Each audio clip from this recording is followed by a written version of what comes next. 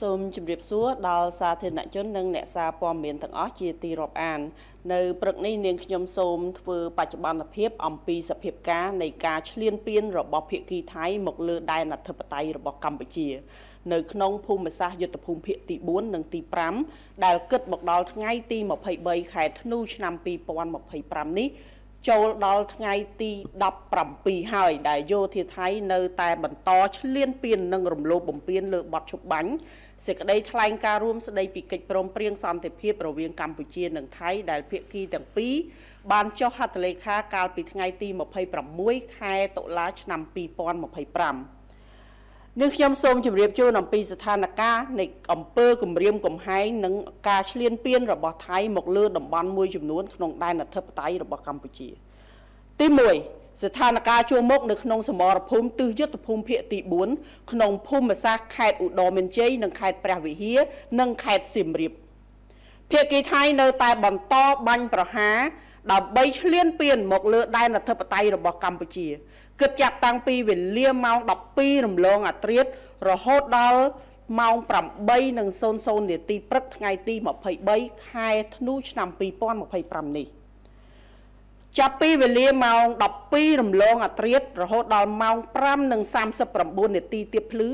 យោធាថៃបានបាញ់កាំភ្លើងធំរថក្រោះចូលក្នុងភូមិសាស្ត្រប្រាសាទតាមាន់នៅវេលាចាប់ពីវេលាម៉ោង4:00នាទីទៀតភ្លឺ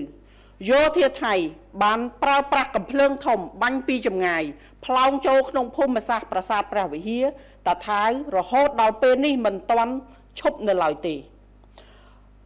នៅវេលាម៉ោង5:30នាទីយោធាថៃបានបាញ់កាំភ្លើងធំរថក្រោះបន្ថែមទៀតចូលទៅក្នុងភូមិសាស្ត្រតាមាន់ប្រាសាទតាមាន់គិតមកដល់ពេលនេះទីតាំងមួយចំនួនយោធាថៃនៅតែបន្តធ្វើសកម្មភាពវាយប្រហារមកលើដែនអធិបតេយ្យរបស់កម្ពុជានៅឡើយប៉ុន្តែកងកម្លាំងរបស់យើងនៅកំពុងប្រយុទ្ធតស៊ូយ៉ាងស្វិតស្វាញជាមួយសត្រូវឈ្លានពាននិងបន្តតាមដានដោយយកចិត្តទុកដាក់និងប្រុងប្រយ័ត្នខ្ពស់ជានិច្ចក្នុងការបំពេញតួនាទីរបស់ខ្លួនទី2ស្ថានភាពជួរមុខក្នុងសមរភូមិទិសយុទ្ធភូមិភាគទី5ក្នុងភូមិសាស្ត្រខេត្តបន្ទាយមានជ័យខេត្តបាត់ដំបងនិងខេត្តពោធិ៍សាត់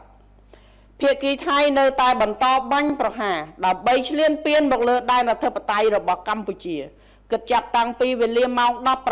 17:25នាទីល្ងាចថ្ងៃទី22ខែធ្នូឆ្នាំ2025រហូតដល់វេលាម៉ោង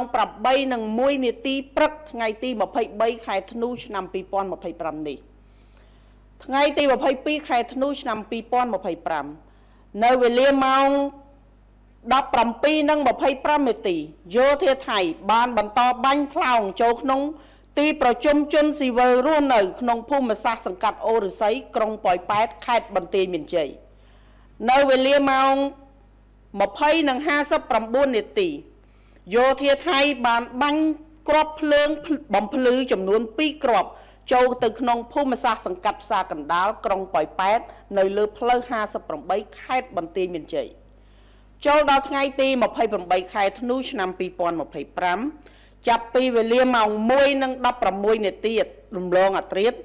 រហូតដល់វេលាម៉ោង1:40នាទីយោធាថៃបានបាញ់ផ្លោងចំនួន13គ្រាប់ចូលក្នុងភូមិសាស្ត្រឃុំតាស្ដាស្រុកសំពៅលូនខេត្តបាត់ដំបងនៅវេលាម៉ោង7:01នាទីយោធាថៃបានបាញ់ផ្លោងចូលក្នុងភូមិសាស្ត្រភូមិព្រៃច័ន្ទនៅវេលាម៉ោង7:35នាទីយោធាថៃបានបាញ់ផ្លោងដោយកាំភ្លើងយន្តចូលក្នុងភូមិសាស្ត្រអូភ្លុកដំរីនៅវេលាម៉ោង8:01នាទីយោធាថៃបានបាញ់ផ្លោងចូលក្នុងភូមិសាស្ត្រភូមិជោគជ័យនៅវេលាម៉ោង8:01នាទីដដែលយោធាថៃបានបាញ់ផ្លោងចំនួន2គ្រាប់ចូលក្នុងទីតាំងស៊ីវិលដែលមានប្រជាជនរស់នៅច្រើនកកកក្នុងភូមិសាស្ត្រប៉ោយប៉ែតដោយមួយគ្រាប់ធ្លាក់នៅក្នុងសង្កាត់អូរស័យនិងមួយគ្រាប់ទៀតធ្លាក់នៅសង្កាត់និមិត្តក្រុងប៉ោយប៉ែតខេត្តបន្ទាយមានជ័យគិតមកដល់ម៉ោងនេះនៅទីតាំងមួយចំនួនយោធាថៃនៅបន្តធ្វើសកម្មភាពវាយប្រហារមកលើដែនអធិបតេយ្យរបស់កម្ពុជានៅឡើយទេ កងកម្លាំងរបស់យើងនៅបន្តតាមដានយកចិត្តទុកដាក់និងប្រយុទ្ធតស៊ូយ៉ាងស្វិតស្វាញជាមួយនឹងសត្រូវឈ្លានពានសូមធ្វើការបញ្ជាក់សារជាថ្មីថាគោលដៅនៃការវាយការពារខ្លួនរបស់កម្ពុជាគឺផ្ដោតតែលើគោលដៅយោធាថៃប៉ុណ្ណោះមិនសំដៅលើគោលដៅស៊ីវិលឬទីកន្លែងស៊ីវិលណាមួយឡើយប៉ុន្តែមានតែភាគីថៃទេដែលធ្វើសកម្មភាពវាយប្រហារមកលើទីតាំងស៊ីវិលរបស់កម្ពុជានឹងបានធ្វើឲ្យប្រជាជនស៊ីវិលស្លូតត្រង់របស់កម្ពុជាបាត់បង់ជីវិតគិតមកដល់ពេលនេះមានចំនួនកើនឡើង21នាក់ក្នុងនោះមានទារក1នាក់ផងដែរនិងមានអ្នករងរបួសកើនឡើងរហូតដល់83នាក់នេះជាតួលេខគិតត្រឹមថ្ងៃទី22ខែធ្នូឆ្នាំ2025វេលាម៉ោង6ល្ងាចឲ្យការដោយយោធាថៃបានប្រើប្រាស់នៅសពាវុធធនធ្ងន់ដែលមានសមត្ថភាពបំផ្លិចបំផ្លាញខ្ពស់គ្រប់ប្រភេទរបស់ថៃរួមទាំងការប្រើប្រាស់យន្តហោះចម្បាំង F-16 រថយន្តបាញ់រ៉ុកែត DTI-2 drone ទម្លាក់គ្រាប់បែកចង្កោមផ្សែងពុលនិងការដាក់ពង្រាយទាហានដ៏ច្រើនលើសលប់ដើម្បីទន្ទ្រានយកទឹកដីរបស់កម្ពុជាគឺជាការរំលោភបំពានយ៉ាងច្បាស់ក្រឡែតនិងមិនអាចប្រកែកបានចំពោះធម្មនុញ្ញអង្គការសហប្រជាជាតិធម្មនុញ្ញអាស៊ាននិងគោលការណ៍ជាមូលដ្ឋាននៃច្បាប់អន្តរជាតិសកម្មភាពដែលគ្មានទំនួលខុសត្រូវនិងខុសច្បាប់បែបនេះបានបង្កឲ្យគ្រោះថ្នាក់យ៉ាងធ្ងន់ធ្ងរមិនត្រឹមតែសម្រាប់សន្តិភាពស្ថិរភាពក្នុងតំបន់ប៉ុណ្ណោះទេប៉ុន្តែថែមទាំងប៉ះពាល់ដល់មូលដ្ឋានគ្រឹះនៃសណ្ដាប់ធ្នាប់អន្តរជាតិផងដែរក្នុងន័យនេះកម្ពុជាសូមអំពាវនាវឲ្យសហគមន៍អន្តរជាតិថ្កោលទោសយ៉ាងម៉ឺងម៉ាត់ចំពោះការរំលោភបំពានសេចក្តីថ្លែងការណ៍រួមស្តីពីកិច្ចព្រមព្រៀងសន្តិភាពរវាងកម្ពុជានិងថៃនិងសកម្មភាពឧក្រិដ្ឋកម្មសង្គ្រាមខុសច្បាប់របស់ថៃម្ដងហើយម្ដងទៀតដោយទាមទារឲ្យថៃទទួលខុសត្រូវទាំងស្រុងចំពោះការរំលោភបំពានដ៏កម្រោលនេះកម្ពុជាអំពាវនាវឲ្យថៃបញ្ឈប់រាល់សកម្មភាពអរិភាពជាបន្ទាន់ដោយដកកម្លាំងចេញពីដែនអធិបតេយ្យរបស់កម្ពុជានិងជៀសវាងសកម្មភាពឈ្លានពានដែលគំរាមកំហែងដល់ស្ថិរភាពនិងសន្តិភាពនៅក្នុងតំបន់កម្ពុជាសូមបញ្ជាក់ជាថ្មីនៅការបដិញ្ញាចិត្តយ៉ាងខ្ជាប់ខ្ជួនក្នុងការគោរពនិងការអនុវត្តតាមលក្ខខណ្ឌនៃបទច្បាញ់សេចក្តីថ្លែងការណ៍រួមស្តីពីកិច្ចព្រមព្រៀងសន្តិភាពរវាងកម្ពុជានិងថៃប្រកបដោយសុឆន្ទៈនិងទំនួលខុសត្រូវខ្ពស់បំផុតកម្ពុជាប្រកាន់ខ្ជាប់នៅការដោះស្រាយដោយសន្តិវិធីស្របតាមច្បាប់អន្តរជាតិក៏ដូចជាសន្ធិសញ្ញាអនុសញ្ញានិងកិច្ចព្រមព្រៀងដែលមានស្រាប់សម្ដៅស្វែងរកដំណោះស្រាយមួយដោយយុត្តិធម៌ត្រឹមត្រូវយូរអង្វែងនិងស្របតាមច្បាប់អន្តរជាតិកម្ពុជាសង្ឃឹមផងដែរថាភាគីថៃគោរពនៅសេចក្តីថ្លែងការណ៍រួមស្តីពីកិច្ចព្រមព្រៀងសន្តិភាពដែលកម្ពុជានិងថៃបានចុះហត្ថលេខាកាលពីថ្ងៃទី26ខែតុលាឆ្នាំ2025ដោយកម្ពុជាដែរសូមគោលបញ្ជាក់ផងដែរថាគិតមកដល់ម៉ោងនេះវីរៈកងទ័ពវីរៈនគរបាលកម្ពុជានៅកំពុងបន្តឈរជើងយ៉ាងរឹងមាំស្វាហាប់មូមុតនិងនៅតែប្រយុទ្ធតស៊ូយ៉ាងស្វិតស្វាញតតាំងជាមួយសត្រូវឈ្លានពាននៅគ្រប់សមរភូមិទាំងអស់ក្នុងការបំពេញតួនាទីរបស់ខ្លួនដើម្បីការពារបូរណភាពទឹកដីរបស់កម្ពុជាយើងក៏បញ្ជាក់ឡើងវិញនៅសិទ្ធិស្វ័យការពារដែនអធិបតេយ្យរបស់យើងដោយដែលមានចែងនៅក្នុងច្បាប់អន្តរជាតិដើម្បីការពារបូរណភាពទឹកដីនិងប្រជាជនរបស់យើងទោះក្នុងតម្លៃណាក៏ដោយសូមប្រជាពលរដ្ឋទាំងអស់ជឿជាក់និងលើកទឹកចិត្តដល់វីរៈកងទ័ពដ៏អង់អាចក្លាហានរបស់យើងដែលកំពុងប្រយុទ្ធតស៊ូយ៉ាងខ្លាំងក្លានៅគ្រប់សមរភូមិទាំងអស់រាជរដ្ឋាភិបាលកងទ័ពនិងប្រជាជនរួបរวมគ្នាជាធ្លុងមួយក្នុងការការពារទឹកដីសេចក្តីថ្លៃថ្នូរនិងអធិបតេយ្យភាពរបស់យើងដោយអង្គអាចក្លាហាននិងមិនងាករេទោះក្នុងកលៈទេសៈណាក៏ដោយនេះខ្ញុំសូមជម្រាបជូនផងដែរថាសម្រាប់ព័ត៌មានបន្ថែមអំពីស្ថានភាពថ្មីនៅជួរមុខក្រសួងការពារជាតិនឹងមានចេញផ្សាយក្នុងបណ្ដាញផ្សព្វផ្សាយផ្លូវការរបស់ក្រសួងការពារជាតិកម្ពុជា Greetings to the general public and member of the press.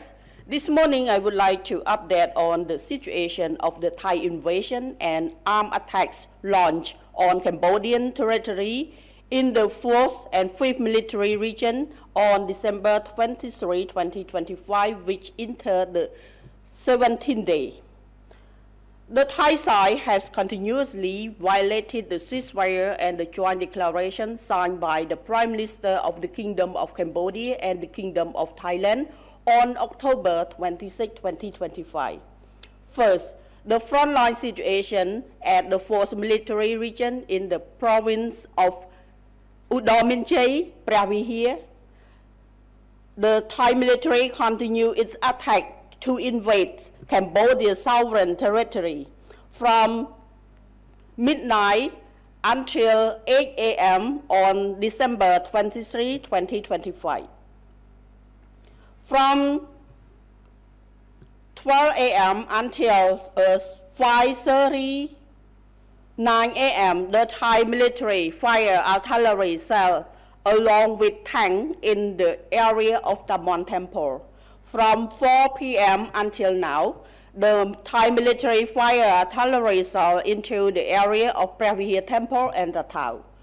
At 5:30 a.m., the Thai military fired artillery shells into the area of Tamon Temple. The situation in some areas are still under the Thai military armed aggression on Cambodian sovereignty, but our force continue to fight the aggressor fiercely and monitor the situation closely and remain highly vigilant. Second, the frontline situation at the 5th Military Region in Ban Tieng Mien Chey, Bat Dambong, and Posat provinces. The Thai military continues its attack on Cambodia's sovereign territory from 5:25 p.m. on December 22, 2025 to 8 a.m. on December 23, 2025. On December 22nd,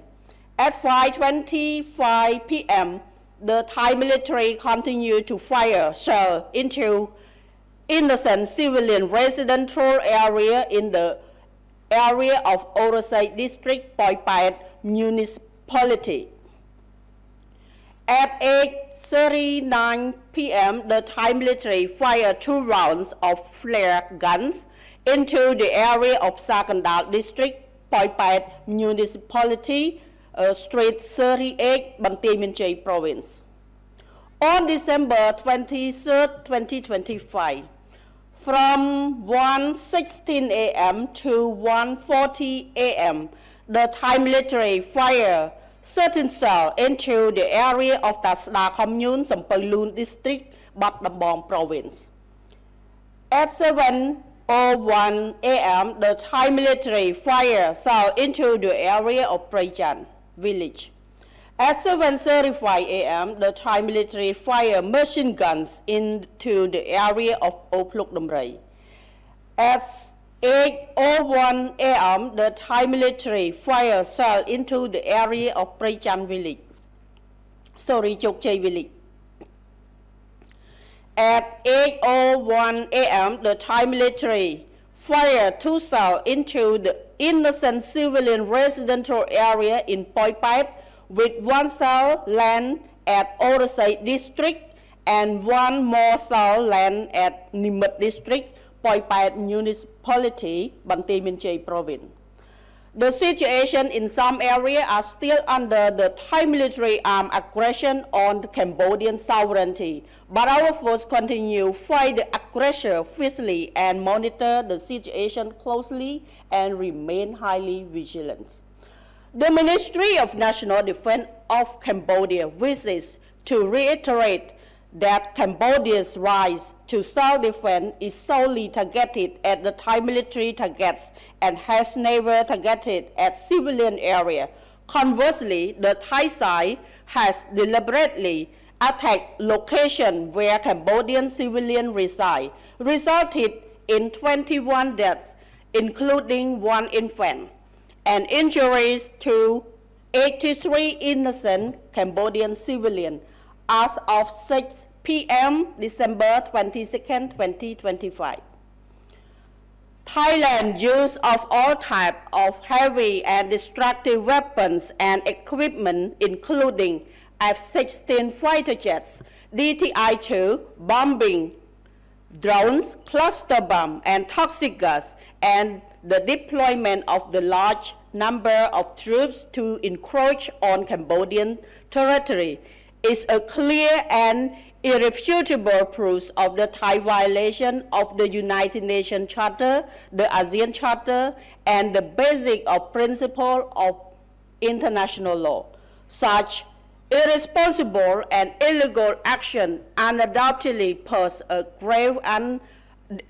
danger not only the regional peace and stability, but also the very foundation of international law order. In this sense, Cambodia called on international community strongly condemns Thailand's violation of the joint declaration and its repeated war crimes and unlawful activity, as well as demand that Thailand must take full responsibility for such brazen violation. Cambodia urged that Thailand immediately stop all hostile activity and withdraw its force from Cambodia in territorial integrity and avoid acts of incursion and aggression that threaten peace and stability in the region as a whole. Cambodia reaffirmed its firm commitment to respect and strictly abide by the term of the ceasefire and the joint declaration on the peace agreement between Cambodia and Thailand, acting with the utmost goodwill and responsibility. Cambodia is resolutely committed to the peaceful settlement of dispute in accordance with international law, as well as all existing treaty, convention, and agreements with the objective of finding a just, equitable, and lasting resolution. Consequently, Cambodia further expressed its earnest hope that the Thai side will equally respect and adhere to the joint declaration on the peace agreement, which was initiated by President Donald J. Trump and formally signed on October 26, 2025. For further update reports regarding the frontline situation, please visit the official media channels of Ministry of National Defense of Cambodia. សូមអរគុណចំពោះការតាមដានទស្សនាស្ដាប់នៃការធ្វើបច្ចុប្បន្នភាពអំពីស្ថានភាពជួរមុខអំពីសកម្មភាពនៃការរំលោភបំពានឈ្លានពានយ៉ាងកម្រោលរបស់យោធាថៃមកលើកម្ពុជាដែលនៅតែបន្តរហូតមកដល់ថ្ងៃនេះជាថ្ងៃទី17ហើយនឹងខ្ញុំសូមជម្រាបជូនថារាល់ការវិវត្តថ្មីៗនឹងមានការជម្រាបជូននៅពេលក្រោយសូមអរគុណនិងសូមជម្រាបលា